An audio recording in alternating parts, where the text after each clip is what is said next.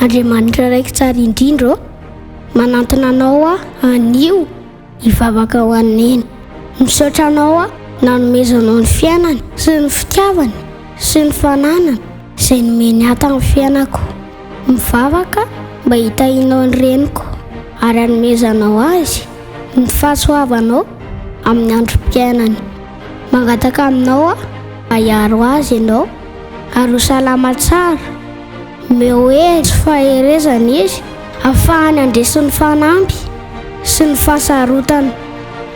Tario ary tohany izy amin'ny fanapahan-kevitra mba ahafahany mahita fiadanana.